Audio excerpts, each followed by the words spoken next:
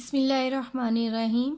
हमने मैथमेटिक्स का subject matrix पे स्टार्ट किया हुआ है और इसकी हम एग्जांपल्स देख रहे थे। अब ये हमारे पास एग्जांपल है कि ये फंक्शन हमें डिफ़ाइन किया हुआ है ऑन रियल 9। इसमें ये function square root mod of x minus y form में दिया हुआ है। अब हमने चेक करना है कि आया it is a metric on R. Real lines पर ये मीट्रिक है।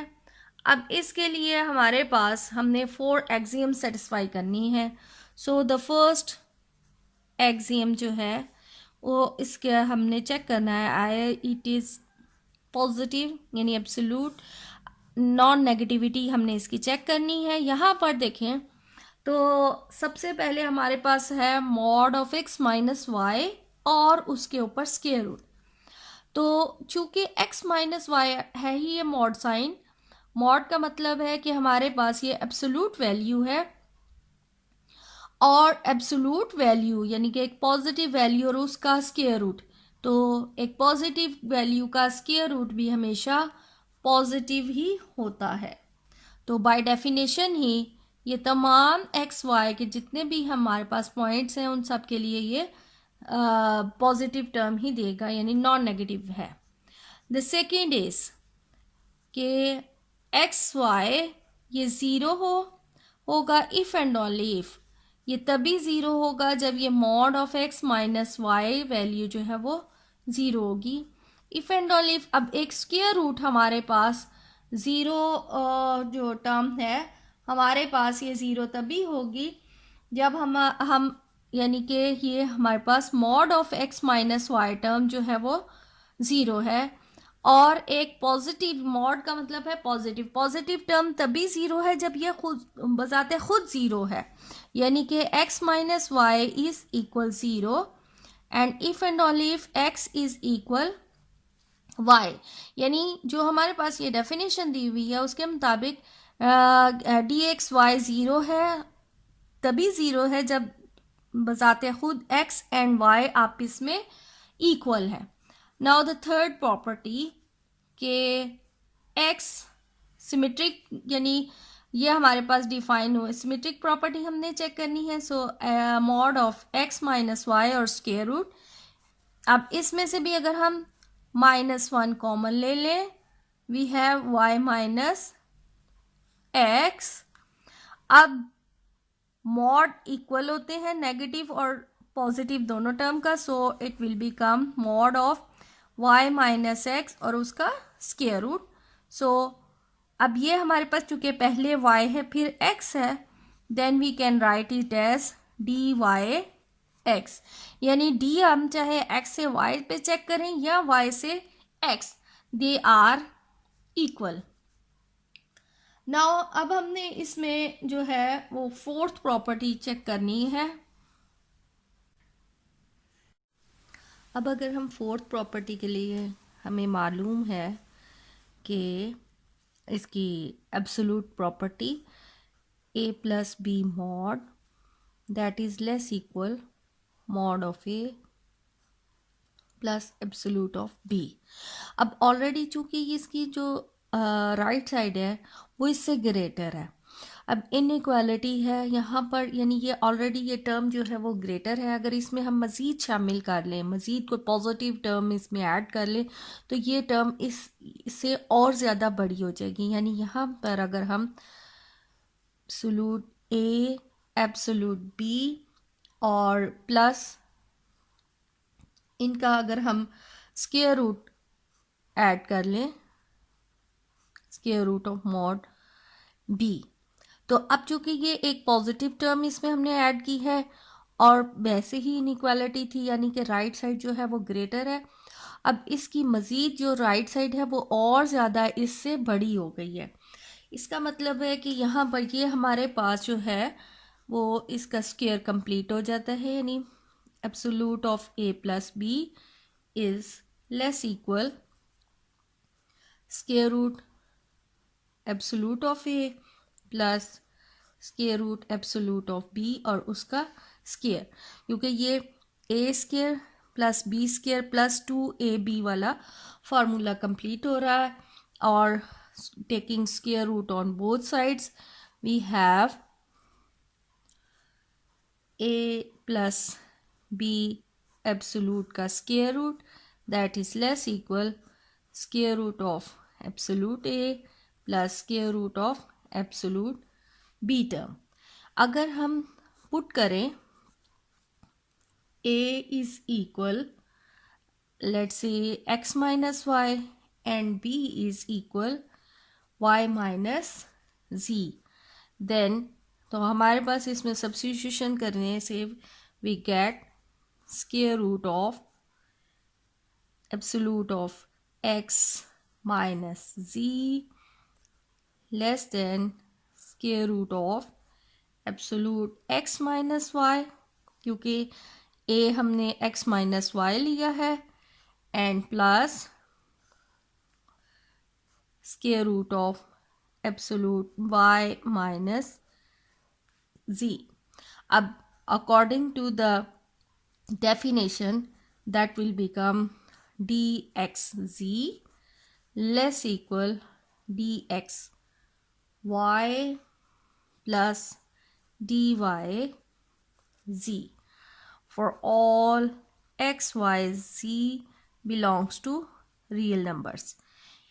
अब चारों प्रॉपर्टीज सेटिस्फाई हो गई हैं, हेंस जो गिवन d है is a metric on R.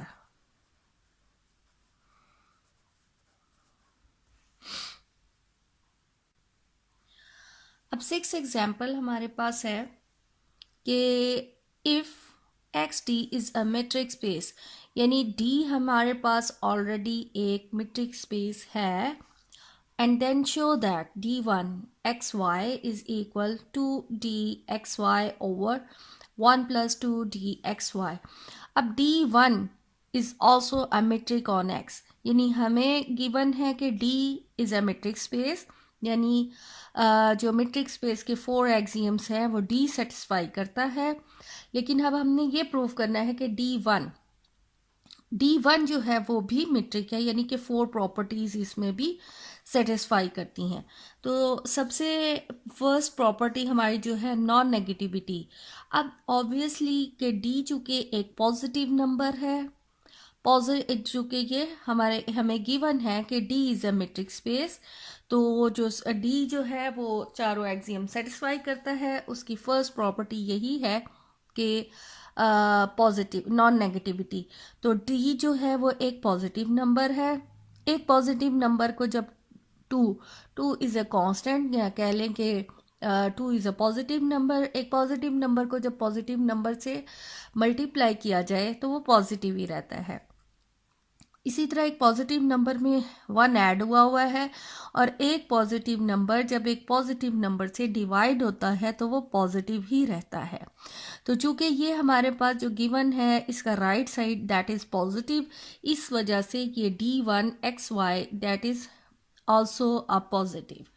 अब यहाँ पर हम कह लें कि सिंस जो हमारे पास है ये dxy वो एक पॉजिटिव नंबर है, क्योंकि वो एक मेट्रिक स्पेस है. इसका मतलब है कि 2dxy ये भी एक पॉजिटिव नंबर है, और एक पॉजिटिव नंबर जब एक पॉजिटिव नंबर से डिवाइड होगा तो वो पॉजिटिव ही रहता है. इस वजह से जब ये हमारे पास पॉजिटिव है, राइट साइड पॉजिटिव है, सो जो लेफ्ट साइड है वो भी एक नॉन नेगेटिव नंबर है for all x y belongs to capital X. Now the second property हमारे पास ये है कि ये इसका लेफ्ट साइड 0 होगा इफ़ एंड ओनली इफ इसकी राइट साइड जो है वो 0 हो. अब यहाँ पर ये हमारे पास 0 है, तो ये नीचे वाली टर्म इसके साथ डिनोमिनेटर मल्टीप्लाई होकर वो ख़त्म हो जाएगा.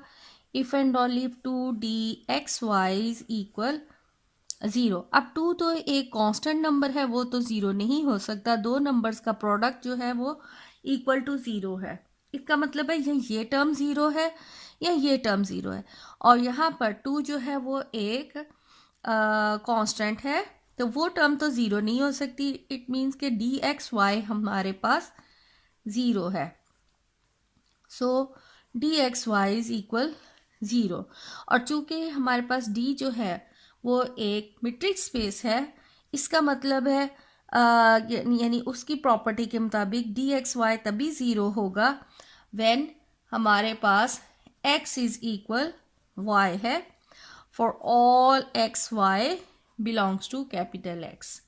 अब यही हमने प्रूव कर लिया कि d1xy is equal 0 if and only if x is equal y and for all xy belongs to capital X. The next symmetric property, third is symmetric property d1xy equal हमें दिया हुआ है 2dxy over 1 plus 2dxy। अब चूंकि d हमें given है कि d is a metric space, therefore हम जो d है वो तो तमाम एक्सियम सेटिस्फाई करता है, इसमें सिमेट्रिक प्रॉपर्टी भी आ जाती है। इसका मतलब है कि dxy इज इक्वल dyx। तो यहाँ पर हम dxy को dyx लिख सकते हैं। सो 2dyx over 1 plus 2dyx। अब चूंकि पहले y है बाद में x है, तो ये हमारे पास डेफिनेशन बन जाती है d1yx, यानी कि d1 जो है वो भी सिमेट्रिक हो गया। नाउ द फोर्थ प्रॉपर्टी, अब हमारे पास चूंकि d हमें दिया हुआ है कि d is a metric, since d is a metric on x for all x y z belongs to x। तो according to definition of a metric space, तो हमारे पास triangle inequality in terms of d आ जाएगी dxz that is less equal dxy plus dyz। अब अगर हम सारे को 2 से मल्टीप्लाई कर दें, then we have 2dxz less equal to dxy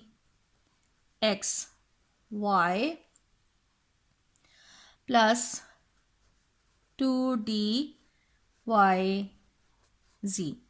अब ओवर में ये टर्म बनाने के लिए अगर हम 1 दोनों साइड पे प्लस कर लें, then we have 1 plus 2dxz और 1 प्लस 2dxy प्लस 2dyz। और इसको इस साइड पे ले आए, इसको इस साइड पे ले आए, तो हमारे पास ये टर्म बन जाती है 1 over 1 plus 2dxy plus 2dyz less equal 1 over 1 plus 2dxz।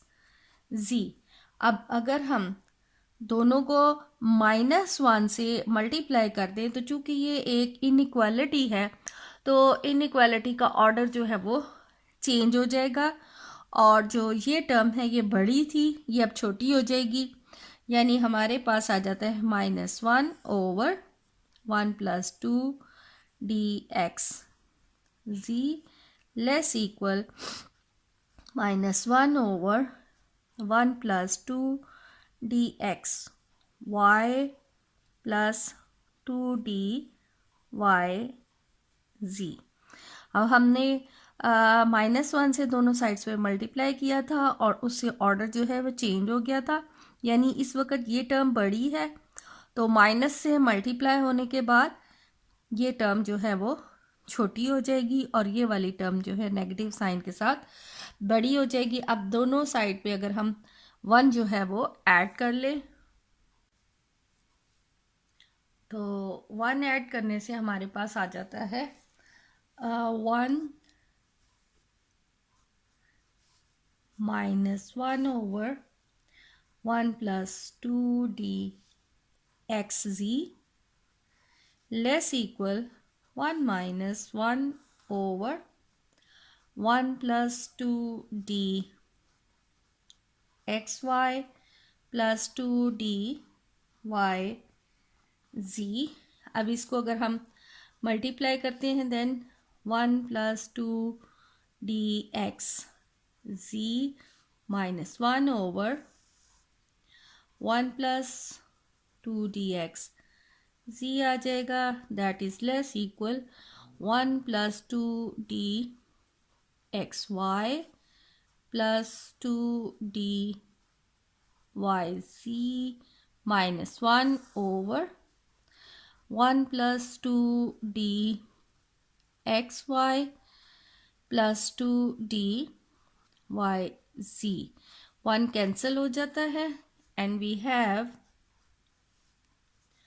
2d x z over 1 plus 2d x z less equal 2d x y plus 2d y z over 1 plus 2d x y plus 2d y z. अब अगर हम इनको denominator को दोनों term के साथ separate कर लें, then we have 2d x z over 1 plus 2d x z less equal 2d x y over 1 plus 2d x y plus 2d y z plus 2d y z over 1 plus 2d x y plus 2d y z. अब यहाँ पर ये term हमारे पास ऊपर है 2d x Y और नीचे हमारे पास डिनोमिनेटर में है 1 plus 2d x y plus 2d y z. अब अगर डिनोमिनेटर में से एक टर्म हम कम कर लें तो ये टर्म जो है इससे अगली टर्म जो है यानी ये कम करने से ये इससे ये टर्म जो है ऑलरेडी बड़ी हो जाएगी, चूँकि ये इनइक्वालिटी है। तो अब अगर हम इसके डिनोमिनेटर में से एक कम करते हैं तो ये ऑलरेडी उससे और ज़्यादा बड़ी हो जाएगी 2d एक्स सी। तो ये इस साइड भी ये ऑलरेडी बड़ी है, तो ये टर्म अगर हम इस तरह यहाँ पर डिनोमिनेटर से निकाल दें तो ये टर्म और ज़्यादा बड़ी हो जाएगी, एक्स वाई आ गया। और इधर से हम ये एक्स वाई अगर निकाल लें तो डिनोमिनेटर से, तो ये हमारे पास ये टर्म और ज़्यादा बड़ी हो जाती है। So we have 1 plus 2d y z. तो ये हमारे पास बनता है d x z sorry d1 x z less equal to d1 x y plus d1 y z. तो which shows that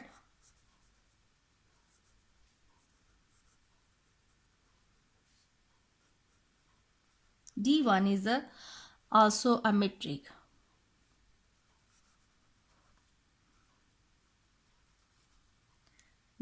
on X.